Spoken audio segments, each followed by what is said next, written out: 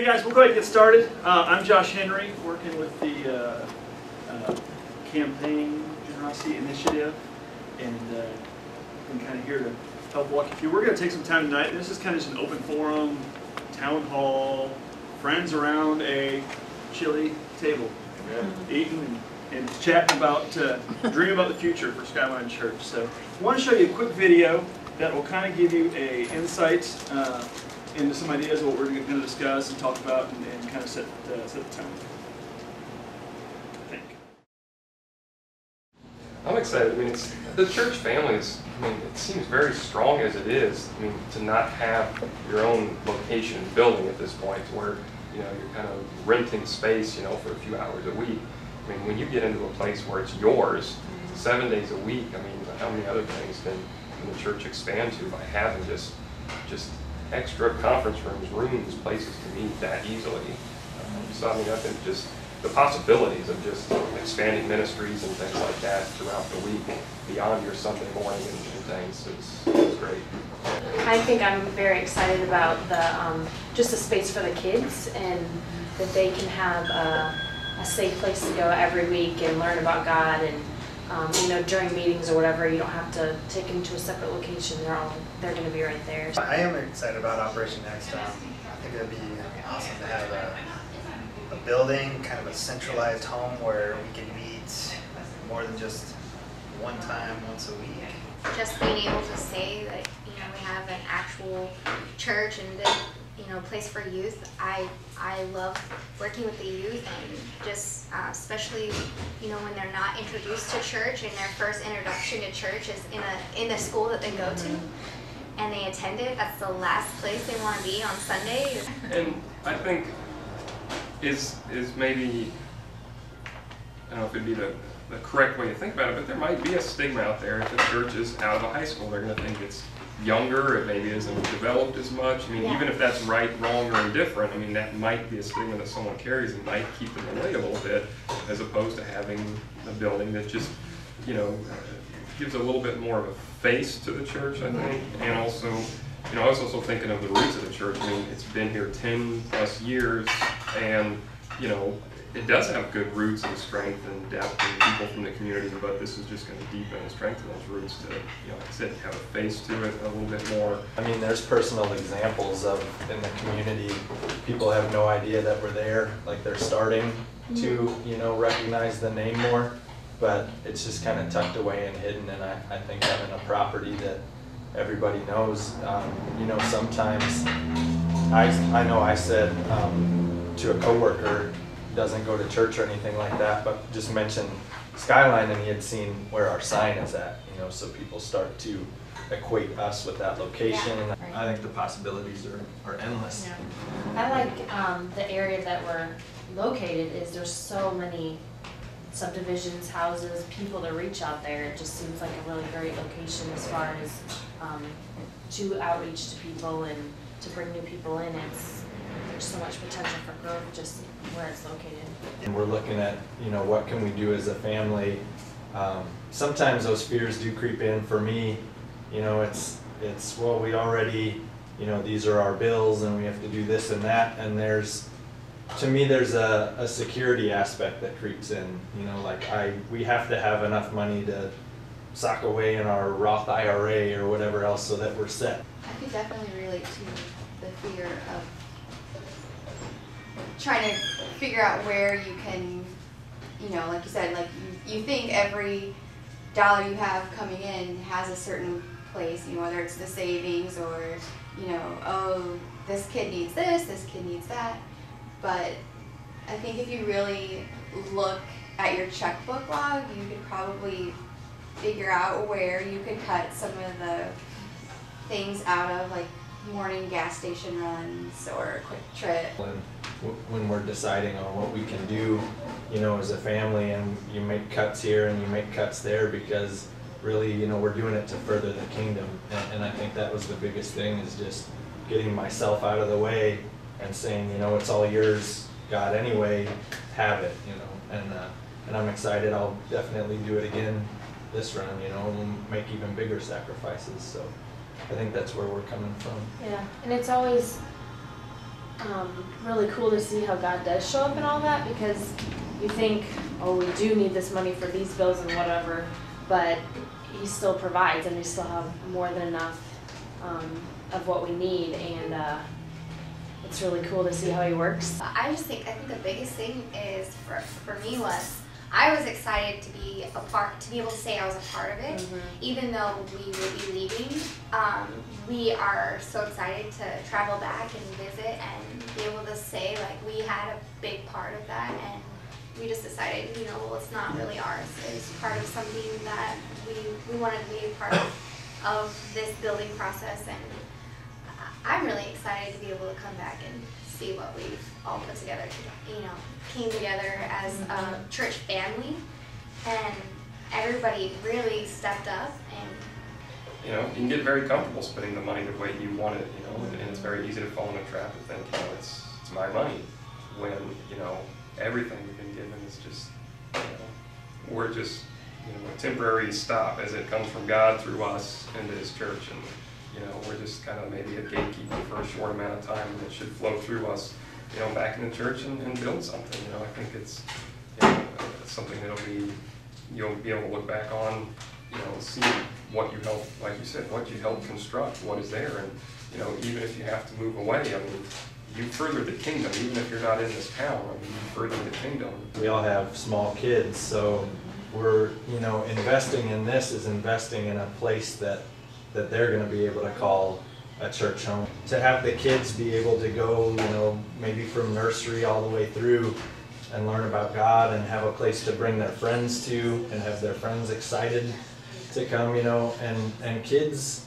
sometimes are the ones that get the whole family in church. They want their kids in church, so if the kids are coming, and there's this great program for them there, and space for them there, and it gets the family there. So I think we can all look at it as an investment to their future too. It's not just about us. We're not just investing in a building.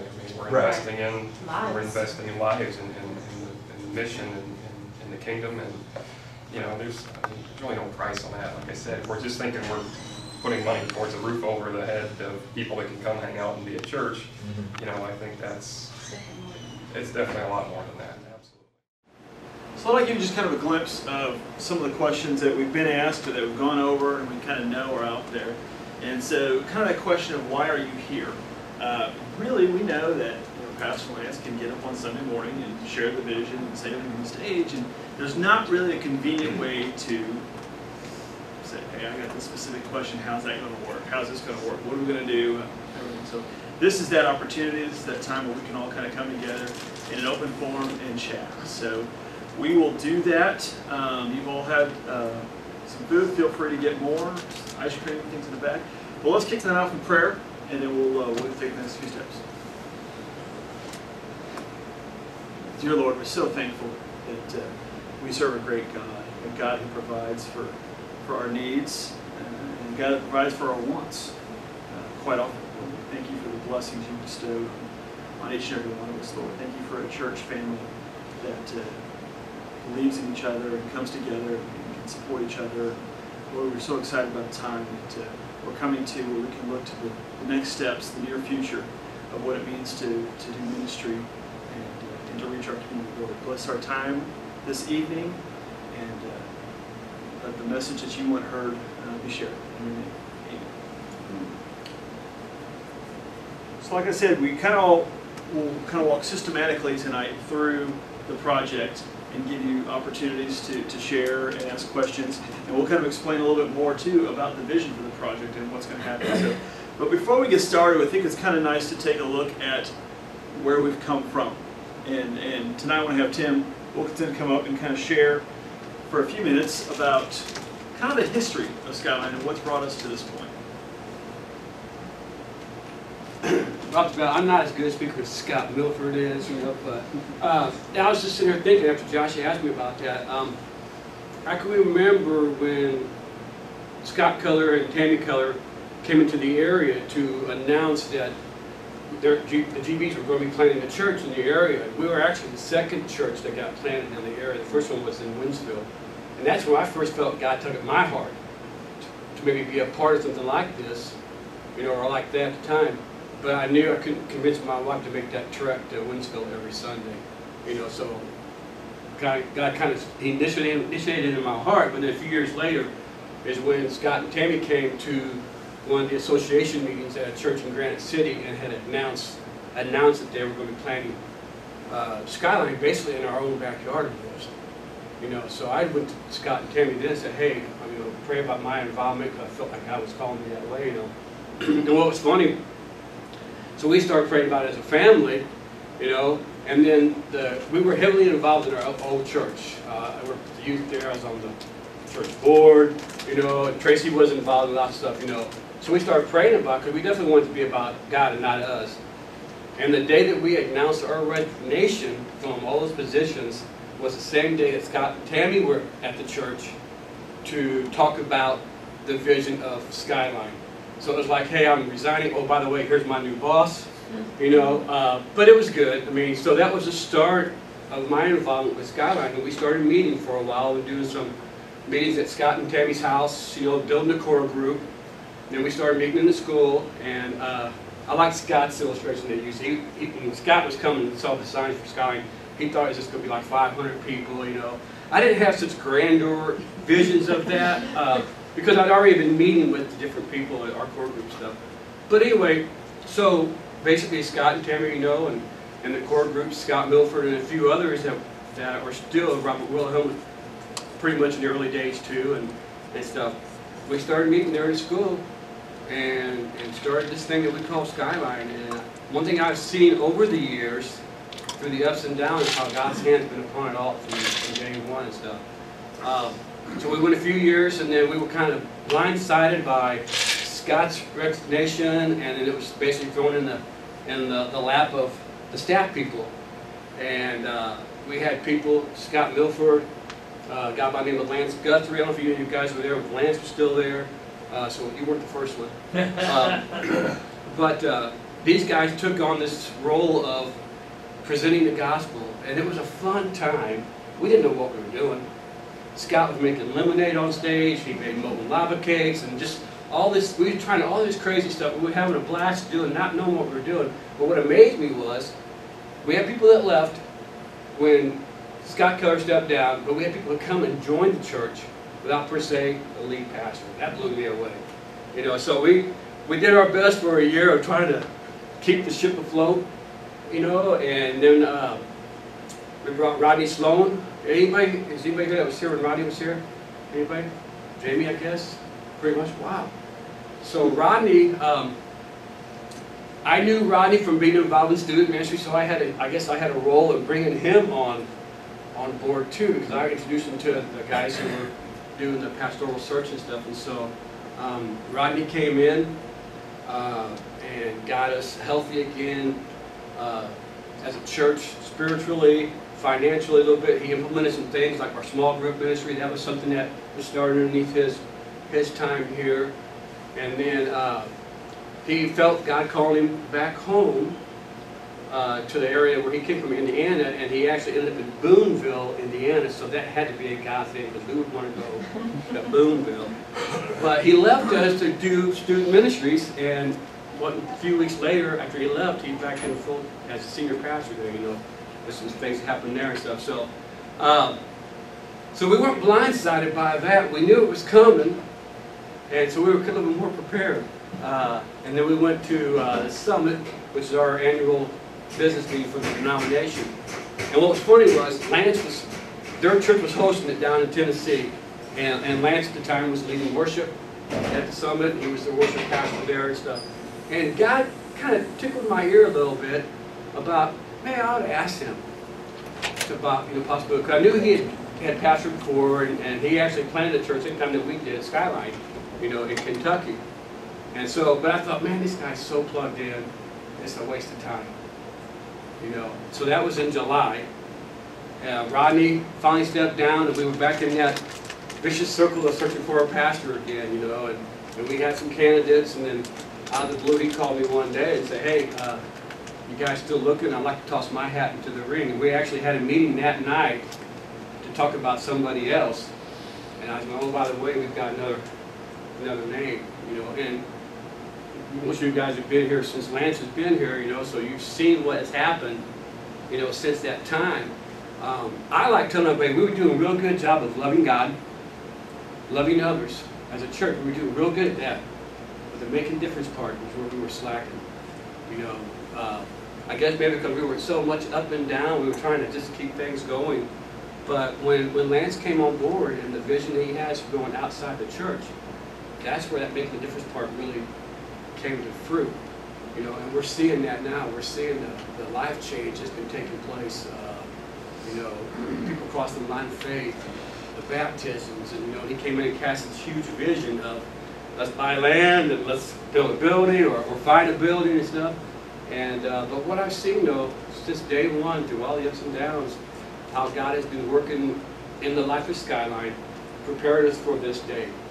You know, it's been a mind-blowing ride, and it's just going to keep getting more better. You know, I'm excited about what's on the horizon. To possibly get into this building, you know, I'm hoping it's this year. We break ground. Maybe get in the building next month. I'm really praying that we break ground. I just want to see what God has got waiting for us. You know, who knows who's out there ready to give us a gift. Maybe he's just been waiting for us to be in this time. This, you know, and a few orders for our faithfulness from day one. And he's just prepared us for this moment. So that's a little bit about the history. You know, that's just the first chapter or third chapter, whatever. But so, like I said, I've been involved with all three pastors in some way, so it's really not my fault. I don't know if it is or not. But no, you know, this guy is just, he's went above and beyond what we expected. You know, this you know, and stuff. But no, it's been neat just being part of the church since he's been here. What we've seen as a body, it's just a little bit. Cool. Perfect. Can we ask questions of Tim? I'm sorry? Can we ask Tim questions? Absolutely. Okay, I do have a question. Yes. I am curious, I know you're not prepared for this, but I'm curious if there were times throughout that period when we were growing that you or others had talked about or thought about programming opportunities, but because of where you were in terms of the property, smallness, the capability of the staff, whatever, you felt, well, we really can't pursue that, but it would be a great idea if only we had, you know, a larger congregation or a facility, or, you know, we were planted in the middle of a neighborhood or something like that. Were there ever times where you had ideas of grandeur, I guess, but you said we just can't do it where we're at? Well, I mean, I think what has kept us going was the vision that Scott Keller casted for the, you know, to be this church that would reach the community and stuff. But like I said, during that time, I mean, we went in like saving mode, I guess, really early on. So that outward focus of thinking what could possibly be, I don't know if it was really there. You know, I know at times, man, I'm thinking, man, I didn't sign up for this. You know, and I was ready to walk away, you know, even, you know, because of just the mental and physical drain and stuff at one time. But God never said go, you know, so I don't know if we actually really did, you know. Like I said, we were just trying to keep things afloat. None of us really knew, had been thrusted in that leadership role like that at the time. We started taking on double duty, so we really were just trying to keep it going until God brought somebody else in to take it from us, you know, so. It's interesting, you know, Tim, you kind of alluded to Scott's story. And Scott Melford told the story in the last two things that we've done about, you know, his first vision of Skyline was as meeting in the gym. And there's 400 or 500 people there, and it's a big thing. And when Skyline started, I was on staff at First Baptist. So I've seen Skyline from a distance, from a billboard and from a banner hanging outside the high school for us, probably since its inception. And I thought the same thing. You know, I thought we had, oh, this is a huge church, 400 people show up and all these things. But it's been neat to kind of get involved. We've been around a lot of churches and not felt the unity and not felt the drive and the vision that we had as Skyline. So frustrating moments where you want Kinda to sounds tongue in cheek, but because we I mean that too. too. I hope so. So we'll kind of in the next time have Lance come up and he'll kind of hash out the vision, show you some actual pictures, things like that of the building and everything, and then we can kind of walk through some of the big steps. So I want to thank Josh for all the hard work that he's been putting in. And I know some of you have probably seen him and his family walking around, but you have never really gotten to know them or anything. And but Josh has been putting a lot of hard work. A lot of people, even that you see around, Delisa Richardson, Will, Tim Rands. We've got Kirsten Ober. We've got, of course, the Habermel. Some of those people, they've really been working super duper hard. Karen McLean, I almost forgot Karen. Super hard behind the scenes, and all of these little things that you see, these events that are put together. To be honest, I show up and I do my part, and all of these other people have been doing the rest of it. And I don't know what that was. I think somebody just commented on my Facebook. But just a quick shout out to those people, because everything that you're experiencing right now is not possible without them. And so, just quickly, let's give it up to her. So I get here 3 years ago, and I've known Skyline since its beginning, because like Tim said, I planted a church on the exact same day. Matter of fact, this Saturday is going to be the 11th anniversary of Riverside Community Church and Skyline Church being birthed. They were both born on that day, and actually my son's birthday too, so celebrate that. But being able to watch Skyline from a distance, I've been connected to it since the beginning. But always having this feeling that God's got something special in store for this church. And seeing the things that the church has gone through. And there's been some really awesome times in the church, but there have also been some really hard struggles in the church. But to see God move the church through those things, I always knew God has something great that He wants to do through this place. And whenever, of course, like Tim said, I was in the Nashville area doing music, and started feeling that nudge back into the pastor's saddle again. And when I called Tim, I just said, I just want you to think about this. What would you think if I came up and to be your pastor? And Tim didn't tell you this part. He starts laughing on the other end, and I'm like, okay, that was not what I wanted. I forgot that. Yeah. And then he said, you don't know how close I came to asking you this summer if you would consider it, And so, it's just been really neat how everything played out, because I told Heather when we were sort of in that prayer mode about what we needed to do as far as, do we go to Skyline, do we not? And I remember having a conversation and talking about what I thought God was going to do through this church. And I said, you know what? We get to be a part of it. There's a good chance that us coming up there is going to be the transition point that God uses to do something great in that place because of everything that the church has been through. So we were super excited to come up here. And coming up here, there were several things that I knew needed to change about the church. And we changed some ministries. I mean, we did some remodel stuff, and not remodel, but we sort of refurbished the children's ministry and refocused it. Continued on with small groups and things, sort of changed a little bit of the way that we do worship services, and we put in the whole outreach focus of the church, which has been huge. But one of the things that I've known even before we got on the ground up here is that OTHS cannot be the final resting place of Skyline Church. It's one of those things, like I talked about this past weekend, there's the blessing of being able to start in a great facility like that, but there comes that point that you got to move forward, And there's this term in the church planting world, and it's called church plant purgatory, okay? For those of you raised up in the Catholic faith, you know that that's kind of sort of a waiting place, all right? It's sort of a place that you're just kind of there, right? And a lot of times in the church plant world, when a church is in a rented facility like a school, after a period of about 5 years, they statistically go into church plant purgatory. And basically the translation is, once you've been in a facility for about 5 years, odds are you're probably never going to get out of it. So here we come in, and the church has been there for, I guess it was 8 years at the time, probably, give or take. But I knew I knew that there had to be a point that we moved from being a set up and tear down church to being a church that's established. Several reasons why for that, for our own sake, because it's really hard setting up and tearing down every single week, but even for the sake of the community, because there's a lot of people that, regardless of how long the church has been in the school, you're not legit until you have that building. It's like they don't see you as that real place necessarily. So there's a number of reasons why that thought has always crossed my mind. But whenever I got here, I started looking at parcels of ground. I started looking at buildings, and even took the staff to go look at a couple of buildings, and just to challenge them to dream. This is what we've got to be thinking about going to.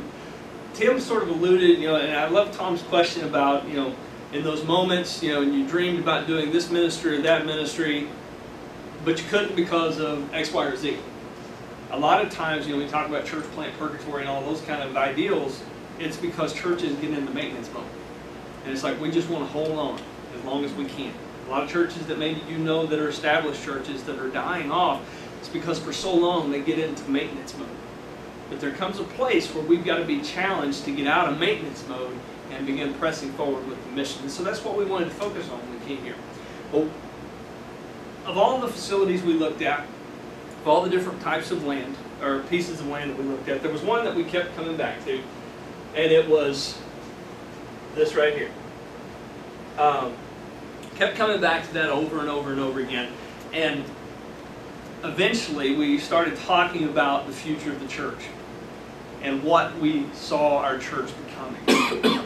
And we saw, a facility that we could call our own. And we chose this particular piece of ground to become Mission Central. And there's a big reason why. The city of O'Fallon, city of Fairview Heights, if you go and sit down with city planning commissions and everything, they will tell you this is where the residential expansion is going. Okay? And you can see it. There's nothing here right now, okay, in this picture. But my house is right here. Philip and Crystal Jesnick's house is right there. Lauren Chesley Dawkins' house is right there.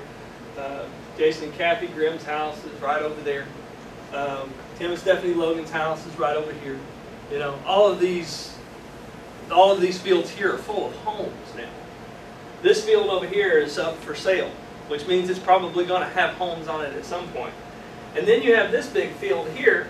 Well, of course, Yadi lives over here somewhere too. But then you have this big field right here where this church is going to be.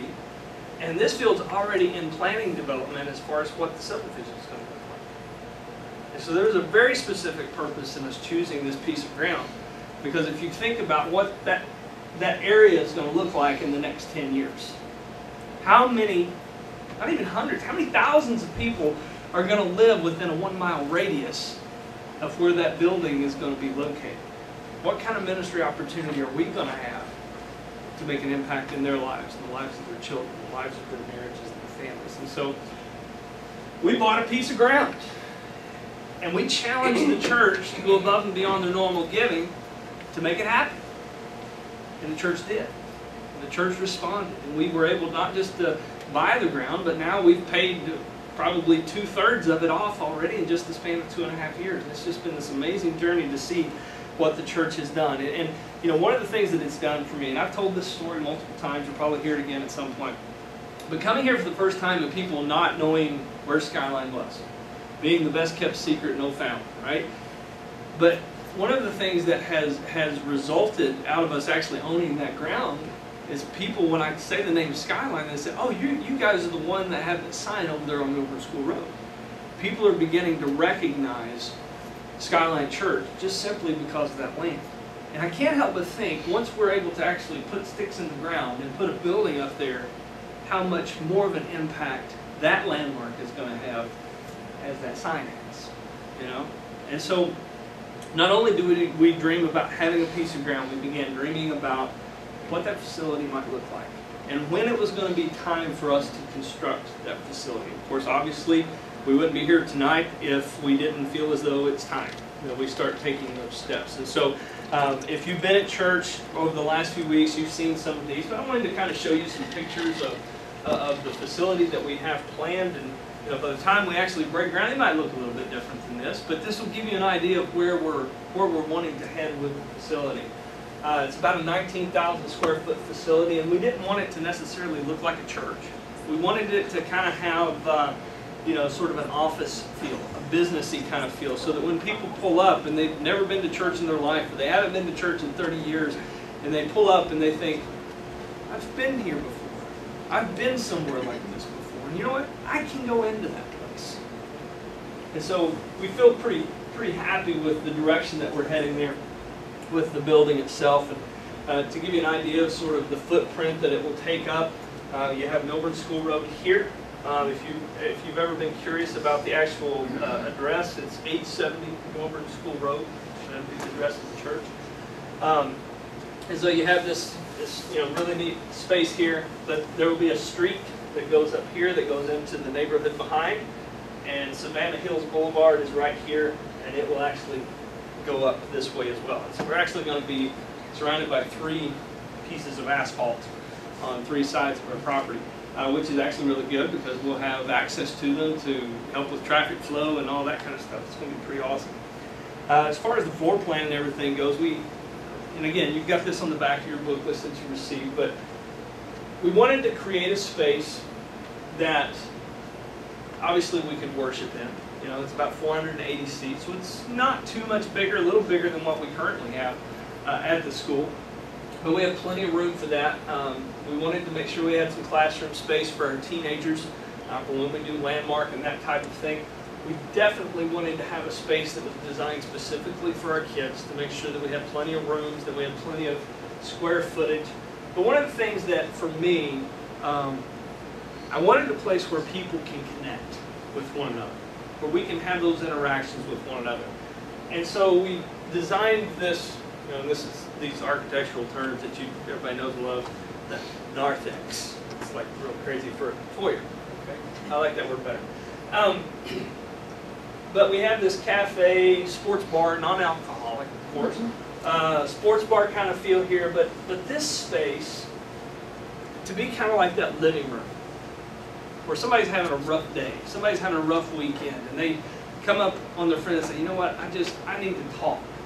I just need somebody to listen and say, well, let's walk over here by the fireplace and let's sit down and let's have a chat. Let's talk about what's going on in your life. We wanted to create a space where every person could be ministered to. Every need could be ministered to, no matter what it is. And we feel very good about that. And here's sort of an aerial view of what it will sort of look like. And there'll be a couple of little changes. There's a porte-cochere that comes out here so that, when Tom doesn't want to get wet, Jenny can drive him up and he can walk in without getting wet. We want to make sure Tom stays dry. And but here's a little bit of a close-up of what it will look like. So I don't want to spend too much time talking about a building. Like I said this weekend, it is about a building, but it's more than that. It's more than just expanding on that building. It's more than what's going to happen on that property. This is really about what's happening in the field. John chapter 4, verse number 34 says, Jesus explained, "My nourishment comes from doing the will of God who sent me and from finishing His work. You know the saying, 4 months between planting and harvest. But I say, wake up and look around. The fields are already ripe for the harvest." And I believe that to be true. I mentioned this weekend that we could get focused in on what. What are we building? What are we raising money for? But what really is the wrong question? The right question really is why. What is the purpose behind it? But I also think another question is why now? Why should we do it now? Why not wait 5 more years to do this? I think there's some practical reasons why. I think there's reasons that interest rates are beginning to climb slowly. We don't know what they're going to look like in 5 years. Money's going to be more expensive. Construction materials can be a lot more expensive in 5 years. So instead of a $3 million building, we may be looking at a $4 million building or a $4.5 million building, and instead of 5.5%, we're looking at 8%. That's a big, big difference. And so there are some practical reasons as to why now. But even those practical reasons aren't enough. There's got to be something deeper than that. there's got to be some spiritual things that go into that as well. And I think it comes back to this verse where Jesus is talking about the harvest, that the harvest is ripe. The Bible calls it the fields are white to harvest. And all of the people in our community that need what Skyline Church has to offer, the people in our community that need the love of Christ, thousands and thousands and thousands and thousands of people that we have an opportunity to touch. And my belief is that this building can be a tool that will help us to touch even more. Because that's really what it is. It's just a tool. It's all it is to reach people. You know? So the question I want you to wrestle with tonight is, how can you impact Operation Next? And that's the question all of us need to wrestle with. My family has wrestled with it. I'm asking every person in the church to wrestle with it. How can you impact Operation Next? And I want to bring Josh back up here tonight. And like I said, he's really been doing a lot of work. He and I have been working together on a lot of things, and not only just formulating this journey called Operation Next, but even some of the details on how it all plays out in our lives. And so I wanted to kind of bring him up and let him share with you a thought that he had that has woven its way into our Operation Next journey. So Josh, come on up here and talk about your stuff. Yeah, so I got to think about this. This is about the third time we've done this. And I'm sure a lot of people look at me and go, who are you? I see you Sunday, but so can I tell you, I started a company that helps churches do business. So we come alongside and help, and it's called Simplify Church. Along the whole lines of, we're really good at making things difficult. We all do it. I mean, our lives are very difficult. And I wanted to come up and say, let's just find ways to simplify things. Let's make it easy. And it's really permeated a lot of my life. And I don't know, let me simplify that. How can I simplify that? So I took a look at, when Lance started bringing this up to me and saying, well, we want to do a generosity issue. We want to build a building. I've been around a million capital campaigns, all the way back to the old Southern Baptist Pony Express. Anybody knows the Pony Express? It's about what it sounds like. So, but no, I wanted to kind of say, how can we break down this idea into sizable chunks? But before I get started, I'll tell you, a couple things about me. I'm a movie guy, to an extent. I like movie quotes, and I quote movies, sometimes to my detriment, where people will say something and it will trigger a movie quote in my head, and I'll have to say the quote. So one of my favorite movies is Rudy. And there's a quote in Rudy where the priest is sitting down with him, and Rudy asks, is there anything more I can do? And the priest says to him, son, in all my years of religious study, I've come up with two incontrovertible facts. There is a God, and I'm not him. Man, that's kind of where we're at. I don't know what this is all going to look like. I don't know how this is all going to play out. But I do know one thing. If we're not there now, around the corner, very quickly, is a point where our facilities are going to become an obstacle to ministry. They're always a blessing. Don't get me wrong. But it's coming to a point where the ministry is going to be detrimented because of the facilities. We found that just in trying to plan these events. Where are we going to have them? Where are we going to meet on a weeknight? Outside. School's not going to let us meet there. So, come up to these events. So, where am I at? I did. So, you know, it's funny. I grew up in church. Been around church my whole life. And my dad taught financial seminars in churches. Or in the church we're in. Before the whole Dave Ramsey thing, he kind of did his own little giving to. I've been around tithing my entire life. Can I tell you the biggest struggle that I have in my faith is tithing? It's the weirdest thing. I've known since I was this tall. My dad used to give me an allowance and say, make sure you tithe. I hate it. I get it. Trust me, it's why Carrie writes checks. Because it's just like, there's that little piece in there that wants to hang out. So I'm there. I'm there. So, kind of here's my story. I wanted to break this down and say, what does $500,000 look like? Some would say it's half a million. But what does it look like? And I was thinking back to how can I illustrate this.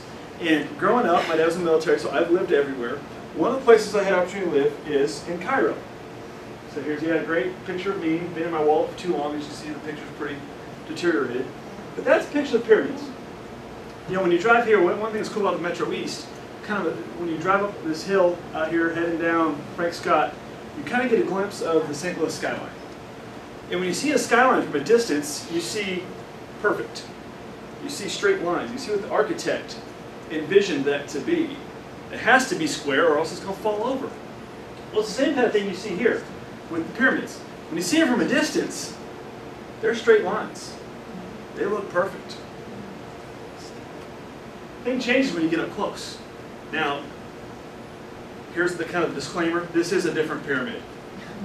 Just so you know. I can't find no pictures. I've moved enough times I don't have pictures of the big ones. But they look the same.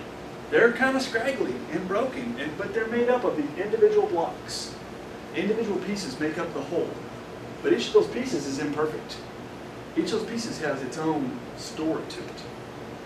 As you get closer, you look at it, and you can kind of see those things. And you know, it kind of makes me wonder, do you think the builders that built those, you know what we all do when we have concrete, when we see fresh concrete, what's our little kid reaction? We want to put our hand up. We write our name. I wonder if the builders wrote their names on the blocks and said, took their kids back and said, hey, see, that's my block. That's the one I put up there. So it was kind of a neat story. So we'll kind of get back to the blocks in a second. I want to say, we looked at the number, $500,000. Like I said, I've been around 1 million capital campaigns. And quite honestly, in the church business, I don't understand it. And that's bad.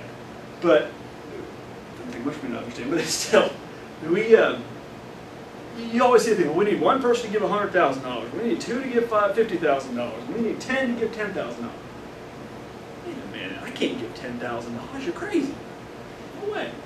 So I want to say, well, how can we take this and break it down into chunks that every one of us can look and go, I can have a part in that. That's affordable for me. And I'll tell you, I had an epiphany. And the epiphany came with a burrito. I love burritos. Not good for me, but I love burritos. But I realized that if I go to Qdoba and I get a burrito and a soda, that's $10. I said, you know what? If I go there once a week, that's $40. So I got to think, what else? You know, if I go to McDonald's once a week and get 2 extra value meals, that's $10. I do that every week for a month, that's $40. I'll take my family out to dinner and we all get sodas. It's $2 a piece. Doesn't quite make my illustration because that becomes $8. It doesn't equal 10, but you see where I'm getting it. If I had a family of 5, it would be a much better illustration. But that's not going to happen. So, what's that? Somebody brought a friend. There you go. There you go. There you go. So what I said, you know what? Lance and I were chatting one night and we kind of came and said, I really want to break this down into real sizable, simple chunks. And that number 40 just kind of came up to us. And we said, let's break it down to $40. So here's what we're proposing. Here's how we try to make this as simple and easy as possible. We're asking everybody, I better use the pyramid that Lance slaved over. It's awesome pyramid. We want to ask everybody to have their part in a block of pyramid of Operation Next. So what we're saying is each block represents a $40 generosity investment. There you go. So how does this look? So $500,000, how do I come up with that? $500,000 over 24 months is about $20,833.33 a month. So you break that down, divide by 40, that comes out to 521 units, 521 blocks of $40 a piece. A year. A month. Per month. 521 blocks a month. Oh, okay. So what we're asking is for each person, how many blocks can you take care of? How many blocks will be your part? But it's not just a block, you know. I mean it is. It's a toy. It's represented, and we've all played with them since we were little kids. But you know what? Each block represents a lot of things. It's a part of the building. It's a piece of drywall. It's an imperfect sacrifice from each of us. Like I said, the bricks of the pyramid were all imperfect. So each one of these blocks comes with an imperfection to it, because it caused us to have to give up something. Maybe it's McDonald's. So I can go on record now and say that giving Operation X is good for your health. Yeah. Right? For some, maybe it's smoking. Operation X is one of you. Kick the habit. I don't know what it's going to be. We don't know what people are going to give, but that's for between you, God, and your family to decide. But like I said, what we've identified is that to accomplish the goal, we need people to take care of 521. Does that mean that one of you has to take care of 521? Absolutely. If you can. But if you can't, take one. Take two. But each of these blocks not only represents a part of the building, not only represents a part of your sacrifice, it represents a person. That's a person, as Lance alluded to last Sunday, whose life is going to be changed because we're doing ministry, because we have a ministry tool that they're able to be part of. So, that is kind of why I'm excited about Operation Next. It's cool to be at this point where we have a ministry that has more going for it than I've seen in many ministries I've been a part of. And at that point where every ministry has hit, where it's time to make a decision, and it's time to do something. Nothing great started without reaching that critical point where it said, I don't know how this is going to come out, but we need to do it. And that's kind of why we're here. So, with that, we'll bring Lance back up, and we'll kind of spend just some time and, man, ask us the questions, ask the hard ones, ask the scary ones. We've been at, this is the third night doing this. We've about fielded a lot and still getting new ones is great. So, yeah. Anyway.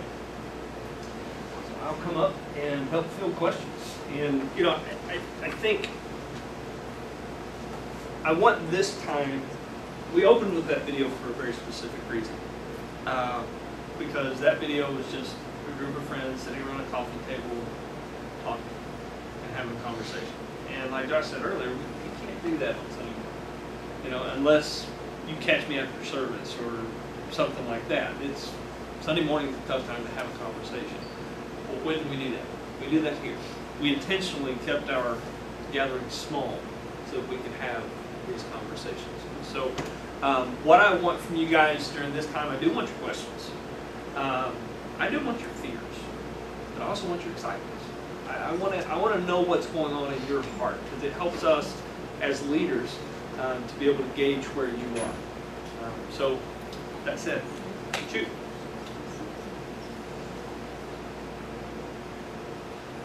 Well, I'll tell you what, I'm going to say something. And what I'm going to say is that I'm excited about it because it's kind of like this old Chinese idea of one generation plants a tree and the next generation enjoys the shade. We're doing this for our future. We're doing this for our kids. We're doing this for the next guys to come along. We all come and go, etc. And how much sand do you have in your hourglass? You don't know. But the big point is that we could be so much more than we are, and we could do so much more than we're doing right now. And this is that first step in that journey of 1,000 miles. That's why I'm excited about it. I think it's a great thing. I think we're ready to do it. Dan, I'm writing that down. Can I? It's on video too. Sorry, go ahead, Can I Tom. dovetail off of that? You may. So I developed software. I've been doing it for 35 years, and we always have to have our eye on collateral benefits. And while the reason why you're building a particular program or system is because you have some main purpose, some end use in mind, you also have to think about what benefit will this provide in other opportunities and future opportunities. And around the 80s, the late 80s, some academics got this idea of reuse. And really what reuse is, in the terms of things that we might do at churches, more like open house. It's a little bit like, I've developed a program, and now I'd like to be able to use that in another domain, for another purpose. And so our church building to me, facilitates so much more. And while the main draw is to facilitate life change, you just think about all of those open house opportunities. And why would you want to have an open house? Well, if you're going to be planted in the middle of a community and you embrace those neighborhoods around you, I feel in my heart of hearts that the neighborhoods are going to embrace you. And not just for worship on Sunday mornings, but I just wrote a couple things down here, so I'll go quickly. Arts and crafts showcase, a dinner theater, seminars, clubs and groups, where I can teach people to play bridge on a Tuesday night. Tom's been dreaming about a bridge. Carnivals, tutoring. You just open this up and you're going to have a list of 100 things where you can be relevant in that community and serve a purpose that's maybe a little secondary to what your main purpose is. But when people see your facility, and let's just say on a particular night, this neighborhood over here says, you know, we don't have a place to have our annual neighborhood meeting or something like that. Would you be open to it? And, you know, with God's help and Lance's permission, we'd say, sure, you know, come on in and use our facility. So I'm dreaming of all those opportunities where that building is in use 24/7. And life change is happening because people are drawn, they get to see the facility, they're familiar with it, they're comfortable with it, and going to church doesn't quite have the stigma that it might have had if you were only there for worship. And, you know, going to church, you know, that's part of the problem, is that we just go to church. And I love Tom's thing. I love the options that it gives us in ministry. You know, stop and think for just a second. I'm going to let you guys ask another question, but I got to talk. So I'm the preacher and I get to talk. I do an okay job teaching on Sunday morning. Most of you like it, or you wouldn't be coming back every week, okay? So I know that I at least don't stink, all right? We have a world-class worship pastor in Chris Howell. We have an amazing first impressions team that always shine and make people feel welcome. We have an incredible group of people that work with our children in a subpar facility. Imagine taking all of that and putting it into that. So all of a sudden we see an expansion there. And then we get into some of the things that Tom talked about, where we can become a piece of that community. Not just a church that meets at a high school on Sunday mornings, but we're actually a piece of the community every single day. It's an amazing, amazing thing. So, thank you, Tom. One of you two had it, Christine. This is great, I'm totally for it. I'm the budget queen in my house, and I just am curious. So what's the $500,000 for? The $500,000. You may have missed. All right, so. I missed it. You know what? We I didn't talk about that. We didn't Probably say already anything. said it. I Okay. missed it. So, were you at the business meeting? You were not at the business meeting. Okay, so you missed out on a lot of stuff. 500,000 was the goal that was up here from the beginning, before we really sat down with GBIF to talk and to do whatever. And that $500,000 is going to, because if we took on a loan of this size, okay, with our current budget, A loan of $500,000. a loan of $3 million, $3 million, yeah. I would be laid off, Chris would be laid off, there would be no money for children's ministry, there would be no money for outreach, we would have to stop doing ministry just to build a building, okay? Then people leave, we don't have any money coming in, so therefore, with that $500,000 coming in on a regular basis, put into an interest-bearing account so that it, over time, starts growing little by little, utilizing that to offset the cost of the mortgage, with our current level of budgeting, keeping the current rate of growth that we've been experiencing over the last 5 to 6 years, that money takes us to a place where we not only begin to afford that mortgage, we're paying down the debt. Okay. See what I'm saying? To a certain degree, Yeah. and so the $500,000 that you're going to raise is going to, and forgive my cluelessness, but you're putting that in an account that's going to bear interest, like you said. Are you using that as a down payment for your loan? The down payment will come with the equity that we have built up in the land. Oh, I see. Okay. Yeah. I And- thought that was No, it's going to enable us, because some people say, can we afford it? No, we can't afford it, but through Operation Next we can, and we can be in a place in just a few Is that years. like collateral? Essentially, that $500,000. It's kind of us putting skin in the game. Yeah. Okay, that means nothing to me, dude, I don't even Yes. barely get Yes. basketball. Yeah, yeah. The commitment, and I'm glad you brought that up, because it plays into the lending part of everything, okay? Plays in the blending part. Okay, because we'll be working with GBIF, Which is, I'm sorry, I again, I'm going to explain it to you. GBIF is the lending institution through the General Baptist denomination. oh, for your Okay, general so- Baptist race. Yes. So they are part of our family. You know, you could go find a loan in a bank. The bank's in it to make money. You can go find a loan with GBIF. The GBIF is in it to help churches grow and to Okay. succeed. Okay. So we have a group of people that are on our side. They want us to succeed. Their commitment to their churches. Let's say, you know, this is not going to happen because our people are faithful and good givers.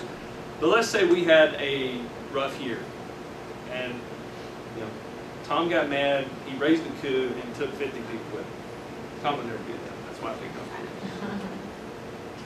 But then- GBIF would be like, okay, we'll set you up on interest-only payments until you climb Oh, I back see, out so of it. they might be more willing to work with you. They are on our side. Yeah, and so what do they do with Yes. the interest, out of curiosity? I'm sorry? What do they do with the interest? I assume they're loaning you money with interest. They are loaning us money with interest, which it's a slightly higher interest rate than that of a bank. Interest. Okay, but it is with interest, and they operate much like a credit union. There are people that house, like the interest-bearing account that we would have would be through GBIF. We would put that money into I see. GBIF, Okay. draw interest, at the same time we're paying back in with interest. So it sort of will offset some cost. But with GBIF, because this is, you know, loan-to-value ratio, loan-to-income ratio, you start taking into account some of those things, because the loan is so high for where we are as a church, Mhm. they want to see how committed our church family is. All right? So they have set benchmarks for us that if we can meet these benchmarks, they will approve us for that loan. I see. Because if we meet these benchmarks, they see Skyline is committed to growth, they're committed to stewardship, they're committed to, you know, they're committed to seeing this thing through. So some of the benchmarks are benchmarks that the people of the church have really nothing to do with. They are getting approval from city commissions for the drawings and for the plans. They are putting that money in an interest-bearing account with GBIF. Though they are getting a contract price for the build at 90% build out, which means that the price that's quoted is guaranteed to be within 10% of that, okay? But there are two specific numbers that are directly affected by you as church members. One of those is that our attendance grow to an average of 285 per week. All right, that's just to see a growth pattern happening. That's going to happen naturally. You know, we averaged 250 last year. What's 10% of 250? 25. So that's 275. It's just 10% growth. We generally grow 12 to 15% every year. So 285 is, it's naturally probably going to happen regardless. All So right. you're wanting to see benchmarks in a year period? or No, what's well, that one is by September. Oh, I see. Okay. They're different for different benchmarks. Right. 500,000 is the other benchmark for this campaign. And that commitment is complete once we finish Operation Next. When we all bring our commitment and we total them all together, if that total commitment is 500,000 or better, that will meet that benchmark. Now, if we come in and let's say the commitment level is $300,000, we won't be able to get that loan, which means that it delays our process. That means we're not breaking ground this year. That means we might not break ground next year. All right, so it delays everything, but it's still going to put us in a position to take that money, put it in an interest-bearing account, have it there so that when the time does come that we are able to get there, we've got it. So, did that answer your question? I think that's a good start, definitely, and I Yeah. gotta just think about, Yeah. I mean, I'm all for it and everything, I just kinda like to process that information. See me so- afterward. Actually, I will get you the packet that we gave to the members at the business meeting, because it actually has the numbers extrapolated out to Yeah, and- 2023. I mean, Jim is out of town and he couldn't be here, so I have to somehow relay this probably to him. I'm Okay. guessing I will. Yeah. So, All right. No problem. thank What else? you.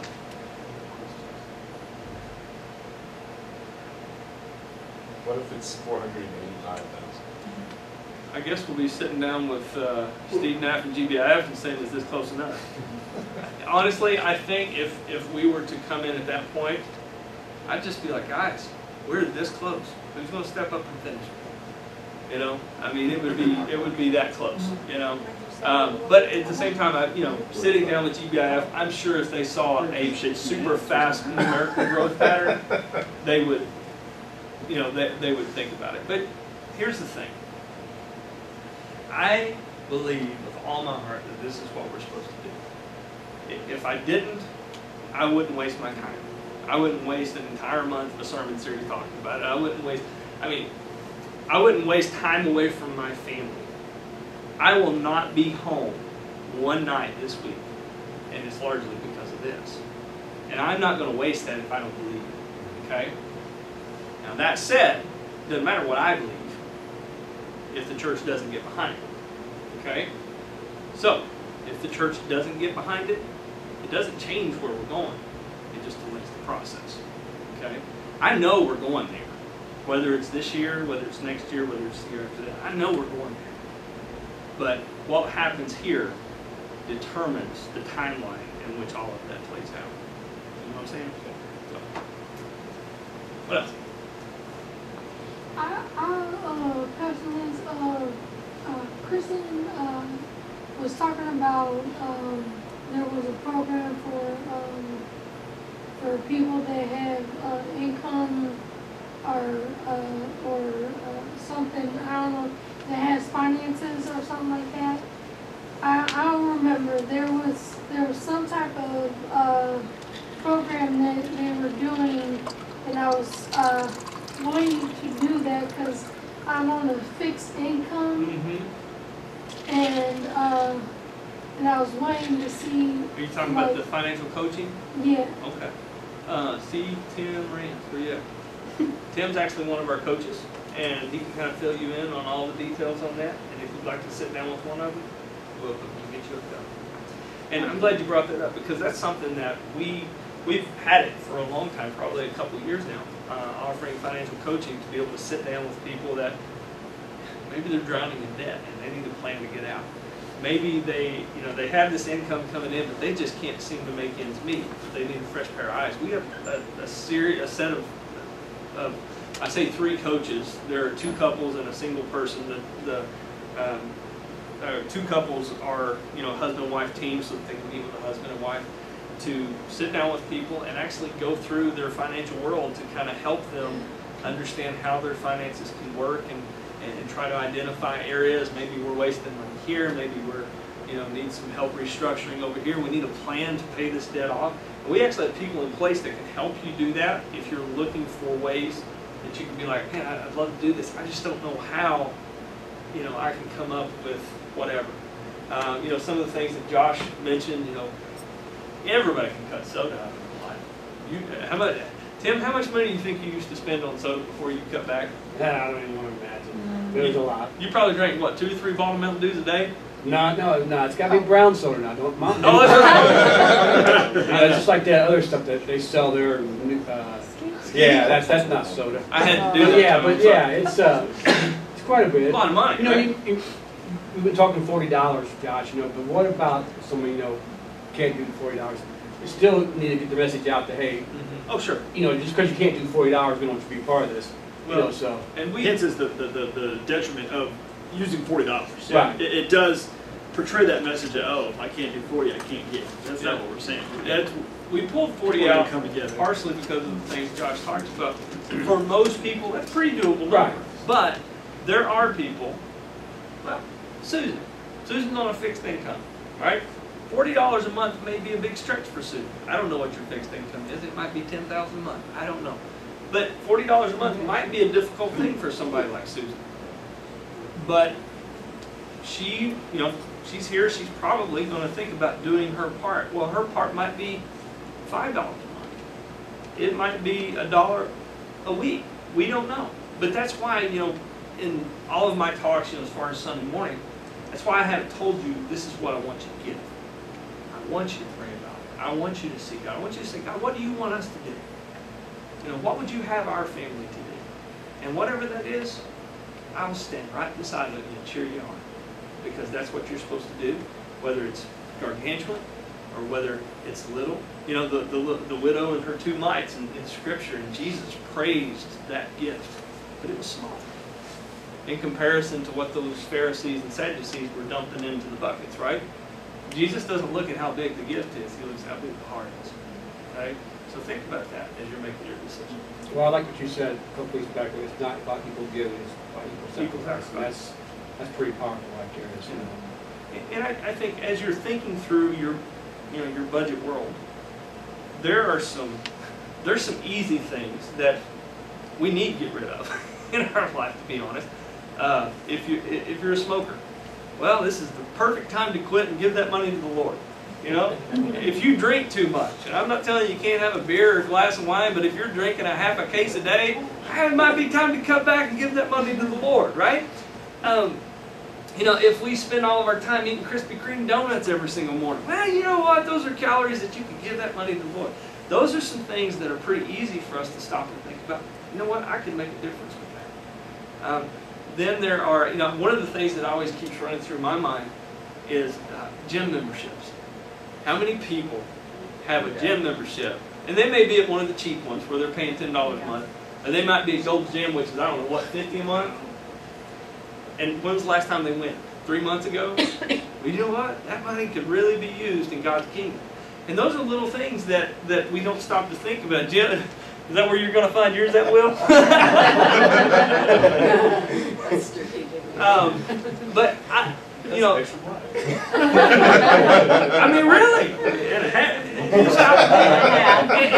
I've had people, talk to me and tell me things that they're looking to do, and I have had people mention gym memberships and people cutting back on eating out. Somebody that eats out 3 nights a week and cutting back to 1 or whatever.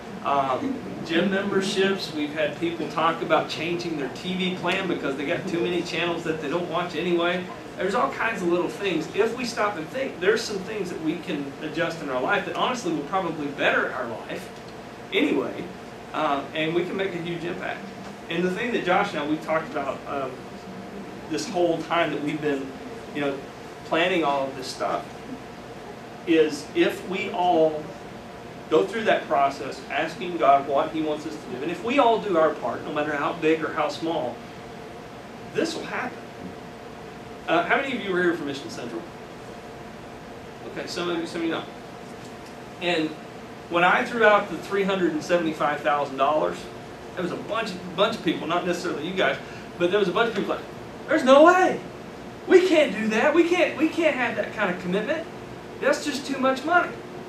But we chose that number very specifically because in the capital campaign world, there's statistics that have been collected for decades. There was a period of time in the world of raising money for church buildings and capital campaigns that a church could conceivably bring in 3 to 5 times their yearly budget. That was before 2008, whenever the economy decided it wanted to go down the drain. Well, since that time, the statistics will show that churches can get anywhere from 1.5 to 2 times their annual budget.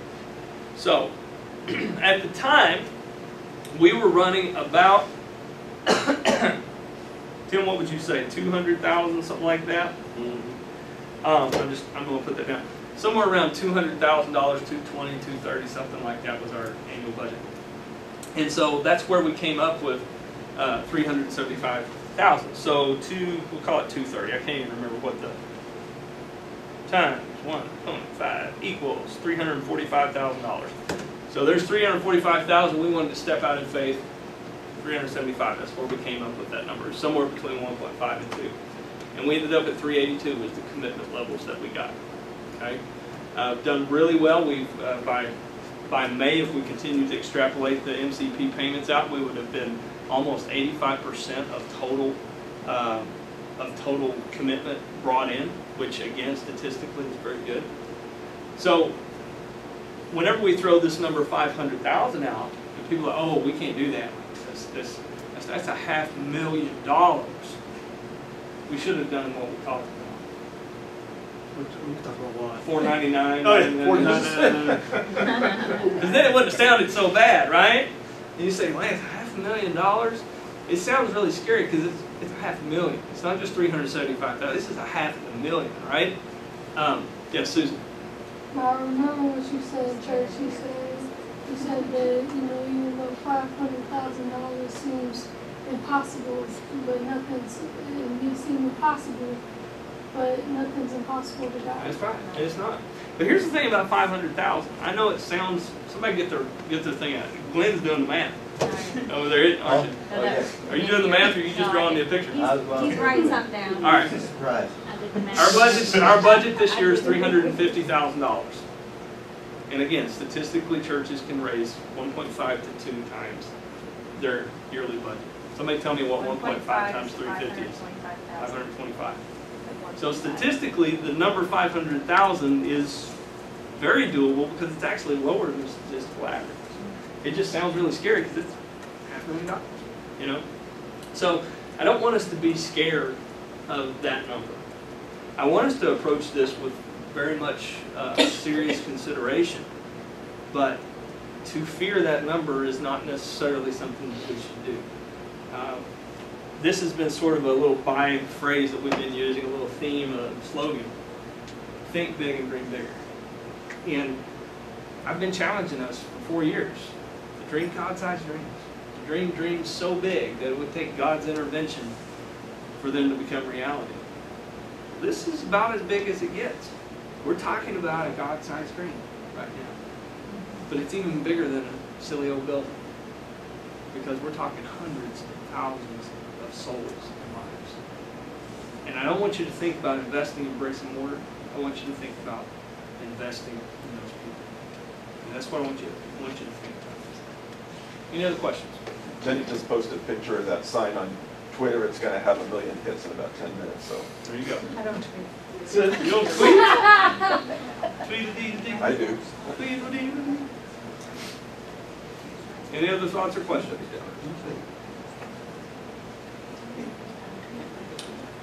Well, it's almost 7:30, and we want to make sure that we respect your time. And we'll be here. If you do have questions, you want to stay around and ask. If you had a question that you were scared to ask or whatever, feel free to stay around and do that. But I do want to leave you with this thought. I want to challenge our church to take steps in generosity. That's why we're not calling it a capital campaign. We're talking about a generosity initiative. Because really and truly, generosity is where it's at. And the reality is, if every Christian in the church would follow a biblical example of stewardship, we would never even have to have this conversation. And that's a reality. Now, it's also a reality that it's probably never ever going to be that way, because we as human beings, that's one of the things that we hold on to the tightest, are those finances. And the reason we hold on to them is because it's the most important part of our life. People say, oh, money's not that important. Yes, it is. You don't eat with it. You don't have a house with it. Without it, you don't have a car without it. It's that important to our life. But this journey that we're on with Operation Next, my hope is that it's a springboard to people learning to trust God on a deeper level with that part of their life. And so as you're thinking about Mission Central, Operation Next, think about where you are and what you invest in God's mission, God's kingdom. And be willing to take that next step. If you've never given anything to the ministry of the church, think about doing something. If you give a regular something, think about going to a percentage and making it a portion. If you give a percentage, think about going to the tithe, giving 10% to God. If you're a tither, think about going above and beyond. You say, well, that's above and beyond, that's crazy. Listen, God's crazy because He always provides. He always provides.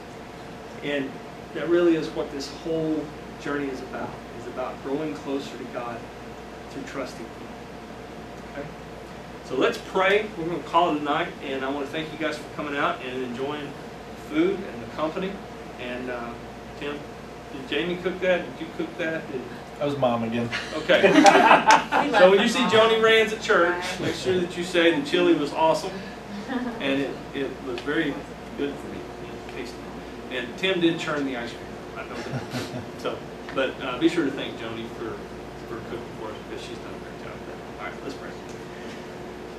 God, thanks for letting us come together tonight and just being able to talk and to share our hearts. And Father, we are taking this step of faith. We're trusting you. But God, we know we can't do it without you. And so, Lord, my prayer for each and every one here and every person that calls Skyline Church their home, Lord, is that we would all seek your face, God, that we would all ask you what you would have us to do. But Lord, give us the courage to take those steps and move in that direction. Because, Lord, we want to move with you. We don't want to move away from you. We don't want to move ahead of you. We want to follow right behind you. So, Lord, that is our prayer tonight, and we lift it up to you in Jesus' name. Thanks, guys.